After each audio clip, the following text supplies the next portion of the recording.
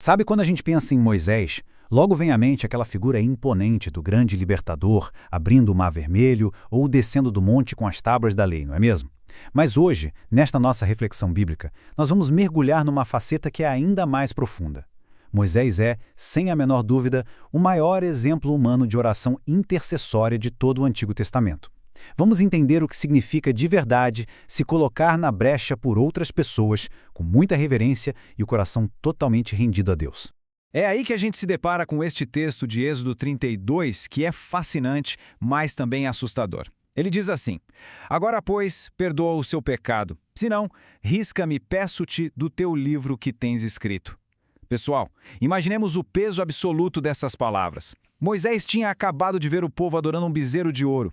Ele sabe que isso é um pecado gravíssimo, mas ao invés de pedir que Deus destrua aquelas pessoas, ele pede perdão pela nação. E se não tiver perdão, ele pede para ser apagado do livro de Deus. É literalmente a disposição de sacrificar a sua própria eternidade por um povo rebelde. E tudo isso nos leva diretamente ao sopé do Monte Sinai. Aquele ali foi o clímax da intercessão. Não foi só um pedido rápido, tipo, Senhor, ajuda o povo. Não. Moisés se colocou fisicamente e espiritualmente num espaço aterrorizante entre a ira de um Deus absolutamente santo e uma nação inegavelmente culpada. O juízo de Deus era iminente, mas bem no meio de todo esse caos surge essa voz de advocacia movida por pura compaixão. Porque o coração de um verdadeiro intercessor não opera de longe, com um distanciamento moral. Moisés não olhou para o povo do alto de um pedestal dizendo: olha só o que eles fizeram, castiga todo mundo enquanto eu fico aqui em segurança. Muito pelo contrário. Houve uma identificação radical. Ele assumiu para si a dor e a responsabilidade daquela nação perante o Senhor. Ele se fez um com o povo na hora da maior angústia. E é exatamente aqui que a gente vê o equilíbrio perfeito, a genialidade teológica dessa intercessão. De um lado nós temos a santidade. Moisés não tenta passar a mão na cabeça do erro de ninguém. Ele reconhece a culpa, leva o pecado a Deus com total verdade. Mas do outro lado, nós temos a misericórdia. Ele abraça aquele fardo com um amor sacrificial e um senso de responsabilidade incrível. Unir santidade e misericórdia é a verdadeira essência da intercessão. E fazendo isso, Moisés prefigura de um jeito muito lindo, claro, de forma humana e limitada, aquela mediação perfeita e sem falhas que a gente veria séculos depois em Jesus Cristo.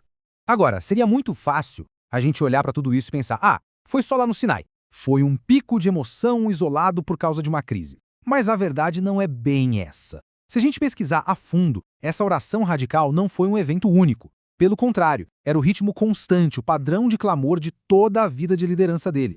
Para colocar isso em perspectiva, vamos dar uma olhada nesta linha do tempo. Logo nos primeiros meses, a gente tem o desastre do bezerro de ouro. Depois, nos primeiros anos de deserto, repetidas vezes o povo passou fome, passou sede, e o que Moisés fazia? Orava. No segundo ano, diante daquela incredulidade assustadora em Cádiz, ele relata que ficou prostrado por 40 dias e 40 noites para que Deus não destruísse Israel. E até no ano 40, já no finalzinho, ele ainda relembra como o Senhor o ouviu lá no monte. A vida toda, em momentos de profunda aflição, Deus escutou o clamor persistente do seu servo. E o que nós tiramos de toda essa história hoje? Bom, essa narrativa bíblica não é só um registro histórico morto. Ela é, na verdade, um alicerce vivo, um modelo para a nossa própria caminhada de oração. Da vida de Moisés, nós podemos extrair 4 lições indispensáveis sobre como devemos nos relacionar com Deus na hora de orar. O mais maravilhoso desses 4 passos é que eles são super práticos para a gente. Primeiro, um amor profundo e uma visão claríssima do caráter de Deus. Ele sabia que o Senhor é bom e compassivo. Segundo, coragem e fidelidade. Ele não soltou a mão de Deus nos altos e baixos da jornada. Terceiro, e isso aqui é um grande diferencial, ele lembrava o Senhor da sua própria aliança, fundamentando as orações nas promessas divinas. E por fim, o 4º passo, intimidade para aceitar as respostas e perseverar, quer fosse um sim, quer fosse um não de Deus.